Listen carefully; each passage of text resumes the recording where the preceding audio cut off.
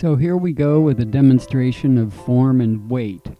We're going to be drawing form and weight after we make our basic sketch with a 2H pencil, which will be underneath the finished drawing.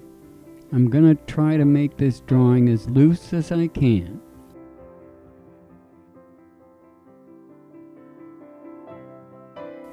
So this is going to be another still life like your assignment, only I'm not using so many metal objects as the assignment demands.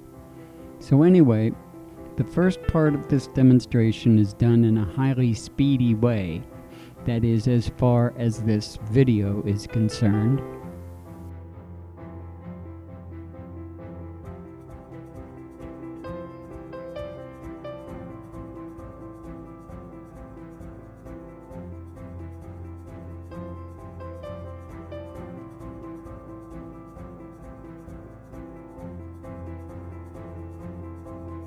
So now that we've got our basic underlying drawing drawn in with a 2H pencil, we're going to go right ahead drawing in our forms with the side of a Conte crayon.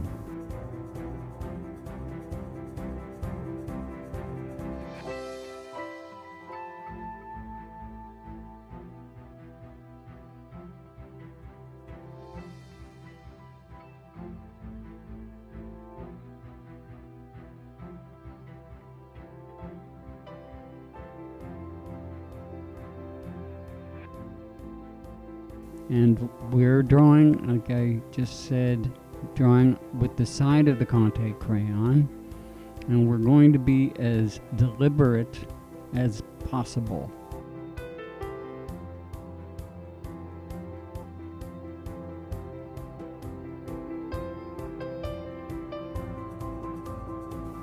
And we're going to move as close to the form as we possibly can do.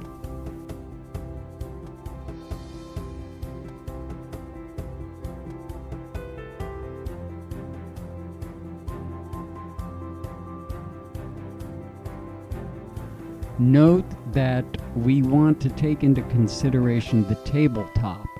Actually, that's a box with a cloth draped over it.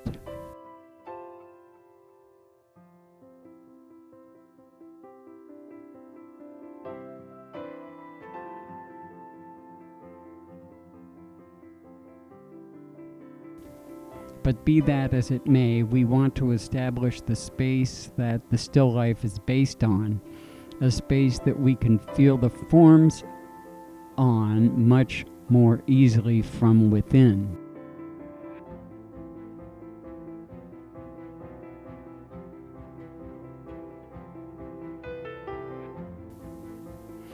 So this sets up the plane that our objects are sitting upon. Again, this is a still life with one light raking across the objects within it.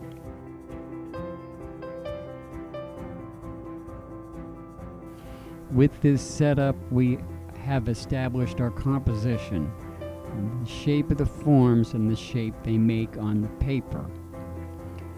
We really have basically got one set of grays, so we're going to try to manipulate them to the best of our ability.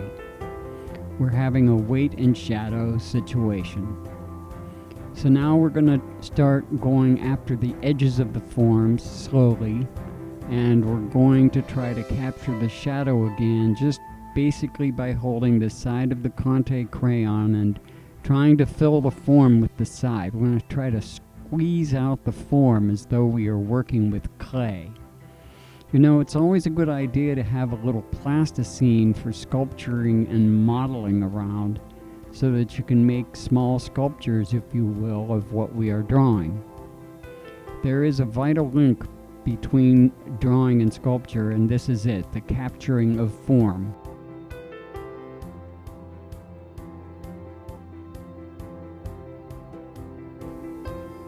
So when we draw, we are trying to fill the forms as well as drawing the light and shadow. When we draw with the Conte crayon, we are feeling the forms and darkening it where it pushes back further into space. we aren't relying so much on our eraser as we would have been prior, although we could. Whether or not is really immaterial because we always rely on an eraser. It is, after all, a fundamental tool of drawing.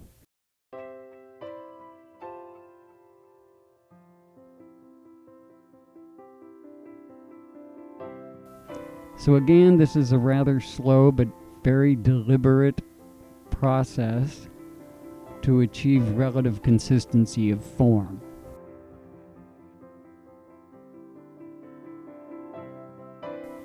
Our darkest darks or lightest lights don't really matter so much in this particular exercise as the feeling of the weight or the shape of the weight, as we mentioned in the lecture, as form is the shape of weight and light is another dimension as it passes over the forms. This is a drawing to be felt as well as seen with our eyes.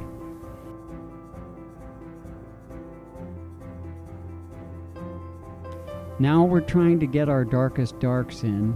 We have light and middle tones, and we're going to try to get a little bit darker in drawing darks and shadows.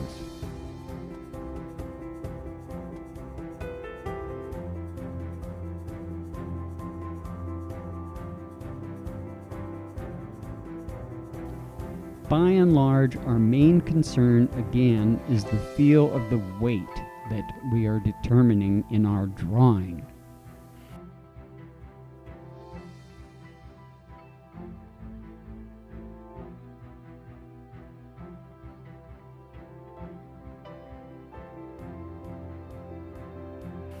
You'll note that I'm going back into the background after establishing the forms in the foreground.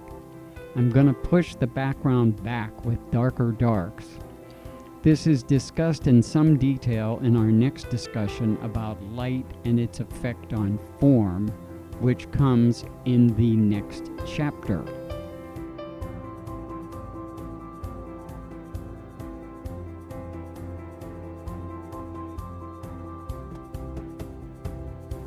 So we're going into the foreground, we're going into the background of the table itself, trying to establish the area of the table top.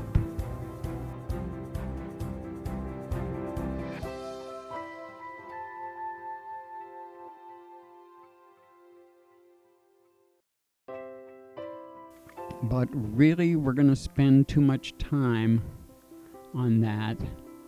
And by and large, we are just going to try to go with our forms, which I think is relatively successful in this demonstration.